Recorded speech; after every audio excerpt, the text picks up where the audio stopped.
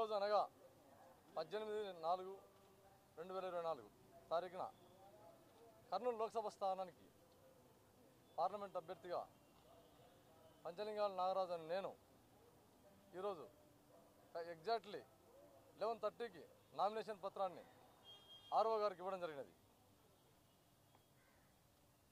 ఈరోజు నేను వేసినటువంటి ఈ నామినేషన్ను నాకు ఇష్టమైన గడిలో నేను వేశాను. అంతేగాక నేను వేసినటువంటి ఈ అభ్యర్థిత్వాన్ని కర్నూలు జిల్లా పార్లమెంట్ను ఖచ్చితంగా మార్చబోయే దినం అని చెప్పేసి నేను ఘంటాపదంగా చెప్పగలను ఈరోజు. అంతేగాక కర్నూలు లోక్సభ స్థానంలో ఉన్నటువంటి 7 అసెంబ్లీ స్థానాలను భారీ మెజార్టీతో కైవసం చేసుకోవడానికి సిద్ధంగా ఉన్నాం. అంతేగాక పార్లమెంట్ స్థానాన్ని అతి భారీ మెజార్టీ ఎప్పుడు చూడనట్ల కనీవినర్ అఖండ మెజార్టీతో గెలవబోతున్నాం త్వరలో. సోదరులారా, నేను చెప్పేది ఏమంటే పార్లమెంట్ ప్రజలకంతా ఈ జగన్మోహన్ రెడ్డి గారి యొక్క అరాజక పరిపాలనను గద్దె దింపడానికి ఈరోజు బీజం వేశాం, నామినేషన్ వేసామంటే ఈరోజు వేసాముగా. ఆయన గద్దె దింపడానికి సమయం అతి తక్కువలో ఉన్నది కాబట్టి కర్నూలు పార్లమెంట్ ప్రజలంతా అతివిఘ్నంతో ఆలోచించి, కర్నూలు అంటేనే కరువుకు వలసలకు నిలయమని ఒక పేరు ఉన్నది, దాన్ని తొలగించుకోవడానికి ఖచ్చితంగా నా వంతు పాత్రగా కర్నూలు పార్లమెంట్ అభ్యర్థిగా తెలుగుదేశం పార్టీ తరఫున నేను నామినేషన్ వేశాను.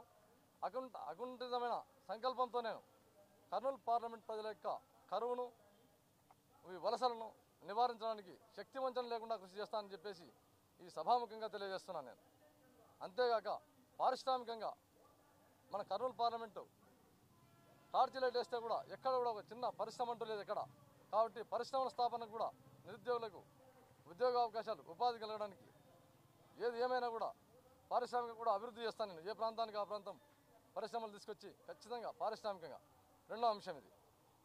అంతేగాక సాగునీటి కోసం ముఖ్యంగా కర్నూలు పార్లమెంట్ ప్రజలకు ఏ ఒక్క చోట కూడా 70 సంవత్సరాల స్వాతంత్రం వచ్చినా కూడా ఒక చిన్న ఆనకట్ట కానీ ఒక చిన్న ప్రాజెక్టు కానీ ఎక్కడెక్కడ లేదు.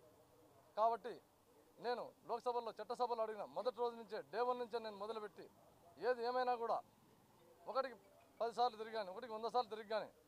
మా అధినాయకత్వాన్ని ఒప్పించి వేదవతి ప్రాజెక్టును ఆలూరు పరిసర ప్రాంతాల్లో వేదవతి ప్రాజెక్టును ఖచ్చితంగా కంప్లీట్ చేస్తాను. అదేగాక దానివలన 1,00,000 ఎకరాలు సాగునీరు అఫీషియల్గా 1,00,000 ఎకరాలకు, అన్అఫీషియల్గా 50,000 ఎకరాలకు సాగునీరు అందుతుంది దానివల్ల, ఆ ప్రాజెక్టు వలన. అంతేగాక గుండ్రేవుల ప్రాజెక్టును ఏది ఏమైనా కూడా ఈ చట్టసభలో నాకు ఇచ్చే 5 ఏళ్లలో ఈ 2 ప్రాజెక్టులను బ్రహ్మాండంగా కంప్లీట్ చేసి ప్రతి ఎకరాకు సాగునీరు వేయడం నా యొక్క ముఖ్యమైన లక్ష్యం. అంతేగాక కర్నూలు పట్టణ ప్రజలకు త్రాగునీటి సమస్య ప్రమాదం పొంచి ఉన్నది. సుంకేశ్వర డ్యామ్ని అది 1 టీఎంసీ మాత్రం దాని కెపాసిటీ ఉండేది. అది ఆధునీకరణకు నోచుకోగా ఆ డ్యామ్ పరిస్థితి అగమ్యగోచరంగా తయారైంది. ఆ డ్యామ్ను ఆధునీకరించుకొని హైట్ పెంచుకొని విస్తీర్ణ పరంగా కొంచెం దాన్ని పునరుద్ధరించుకోవాల్సిన అవసరం ఎంతైనా ఉన్నది, ఆవశ్యకత. ఈ కర్నూలు పట్టణ ప్రజలకు త్రాగునీటి కోసం దాన్ని పునరుద్ధరిస్తానని చెప్పేసి ఈ మీడియా ముఖ్యంగా తెలియజేస్తాను. అంతేగాక సోదరులరా, కర్నూలు పార్లమెంట్లో ఎన్నో సమస్యలు చుట్టుముట్టి ఉన్నాయి. మన కర్నూలు పార్లమెంటు ఈ రాష్ట్రంలో ఉన్నటువంటి 25 పార్లమెంట్లకెల్లా మన కర్నూలు పార్లమెంటు చాలా వెనుకబడ్డది. ప్రతి సంవత్సరం 2,50,000 మంది వలసలు వెళ్ళిపోతూ ఉన్నారు. వలసలు ఎవరు వెళ్ళిపోతున్నారంటే 15 ఎకరాలు 20 ఎకరాల రైతులు కూడా వలస వెళ్ళిపోతున్నారు. వర్షాభావ పరిస్థితుల వలన, సాగునీరు లేక ఈ విధంగా దుర్భర పరిస్థితుల్లో కర్నూలు పార్లమెంట్ ప్రజలు ఉన్నారు. కాబట్టి ఏది ఏమైనా కూడా నేను సాగునీటి విషయంలో అయితేనేమి, పారిశ్రామికంగా అయితేనేమి మేజర్ అని ఫోకస్ చేసి ఈ కర్నూలును స్థితిగతులను రూపురేఖలు మార్చడానికి కంకణబద్ధులై ఉన్నానని చెప్పేసి తెలియజేస్తున్నాను. అంతేగాక రేపు రాబోయే మే 13వ తారీఖున 2024 సంవత్సరం ఆ రోజు పోలింగ్ డేట్ కాబట్టి కర్నూలు పార్లమెంటు ప్రజలంతా అందరూ జ్ఞానవంతులై ఏది ఏమైనా కూడా ఈ జగన్మోహన్ రెడ్డి గారి యొక్క పరిపాలనను అంతమొందించడానికి ప్రతి ఒక్కరూ కంకణబద్ధులై ఉండాలని నేను కోరుకుంటాను. అందులో భాగంగా నేను ముఖ్యంగా 2 విషయాలు చెప్తాను. ఈ జగన్మోహన్ రెడ్డి గారు ఒక అవకాశం అంటూ వచ్చి అందరినీ విధ్వంసకర పరిపాలన చేశారు. ఎటువంటి విధ్వంసం అంటే ఒక మాటలు నేను చెప్పగలను. 5 years బ్యాక్ వెళ్ళండి, అంతా ఒక్కసారి చూడండి. ఆయన వచ్చిన తర్వాత రావడం ప్రజాక్షేత్రాన్ని కూలగొట్టి ఆ తర్వాత ప్రజా సంఘాలు అయితేనేమి, ఉద్యోగ సంఘాలు అయితేనేమి, ప్రజా హక్కులు అయితేనేమి, ప్రతి ఒక్కరు సామాన్య మానవుడు రోడ్డు ఎక్కడినట్ల 3 years ఒక నియంత పరిపాలన చేశాడు మనల్ని. అంటే ఒక మోనోపోలి సిద్ధాంతాలు. ఇటువంటి వ్యక్తిని ఏదేమైనా కూడా గద్దెదించి మరొకసారి ఇటువంటి వాళ్ళు రాజకీయాలకు అనర్హులుగా ఉండేటట్ల వాళ్ళు అసలు జీవితంలో రాజకీయాలకు రాకుండా, ఎందుకంటే ఆయన యొక్క మోనోపోలి సిద్ధాంతాలు ఈ 5 కోట్ల ఆంధ్రుల మీద దిద్ది రాష్ట్రాన్ని 13 లక్షల కోట్ల అప్పులోకి ముంచి ప్రతి ఒక్కరి తల మీద 2,20,000 రూపాయలు అప్పుగా తయారు చేసి రాష్ట్రాన్ని సర్వనాశనం చేసినటువంటి వ్యక్తి ఈ జగన్మోహన్ రెడ్డి పరిపాలన.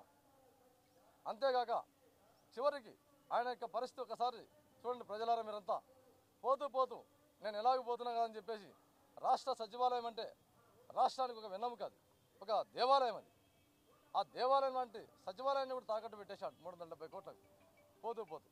అదే కాదు, కలెక్టరేట్లు అయితేనేమి, పార్కులు అయితేనేమి, ఎంఆర్ఓ ఆఫీసులు అయితేనేమి, ఇవి కూడా తాకట్టు పెట్టేసినటువంటి దుస్థితి వచ్చింది ఈ రాష్ట్రానికి. కాబట్టి ప్రజలారా, మీరంతా విఘ్నులై దయచేసి ఏది ఏమైనా కూడా ఈ వైఎస్ఆర్సీపీ గవర్నమెంట్ని పారద్రోలాలని చెప్పేసి నేను పిలుపునిస్తున్నాను. అంతేగాక మా తెలుగుదేశం పార్టీ అధ్యక్షుడైనటువంటి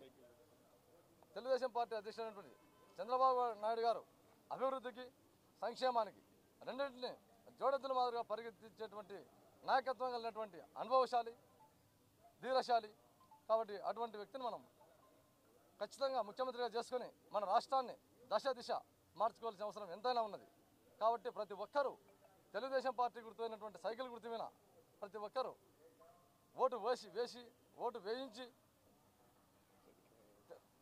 రామారావు గారు పార్టీ స్థాపించినప్పుడు ఏ విధంగా ప్రభంజనం వచ్చిందో ఆ విధంగా అంతకంటే బ్రహ్మాండమైన ప్రభంజనం వచ్చేటట్టు ఈ చంద్రబాబు నాయుడు గారికి ఈ యొక్క విజయాన్ని అందించాలని చెప్పేసి నేను ఈ మీడియా ముఖంగా కోరుకుంటూ సెలవు తీసుకుంటాను. నమస్కారం.